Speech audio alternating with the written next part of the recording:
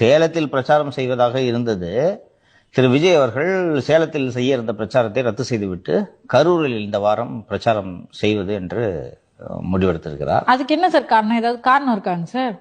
அண்ணன் செந்தில் பாலாஜி முப்பெரும் விழா நடத்தினார் அல்லவா, அந்த நாற்காலில் தலையில் பிடிச்சிட்டு இருந்தாங்களே, மிச்சர் பாக்கெட்லாம் வச்சு இந்த இன்ஃபுளுசர்லாம் கூப்பிட்டு பிரம்மாண்டமாக நடந்துச்சுன்னு சொல்லுங்க. ஒரு திருப்பு முன்ன அரங்கத்துக்கு உள்ள 1 லட்சம் வெளியில 1.5 லட்சம்னு போட்டாங்கல்ல. நீங்க அவ்வளவு கஷ்டப்பட்டு இன்ஃபுளுசர்லாம் கூப்பிட்டு தான் நீங்க அந்த மாநாட்டை பிரபலப்படுத்திட்டு இருக்கீங்க.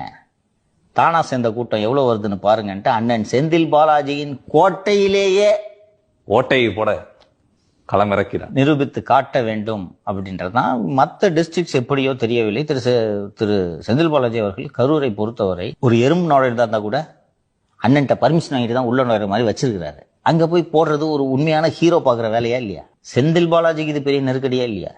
யோ டே, அவனை பெரிய தளபதினு 1/4 மணி நேரம் 30 விழால பாராட்டி பேசினி இவ்வளவு கூட்டத்தை சேர விட்டுட்ட. இவ்வளவு நாள் கூட்டத்துக்கு வரதுக்கு தான் காசு கொடுத்துட்டு இருந்தாங்க, வராம இருக்கிறதுக்கு அண்ணன் கொடுப்பாரு என்ன? அதனால் இது ஒரு ரியல் சேலஞ்சா இருக்கும் இல்லையா?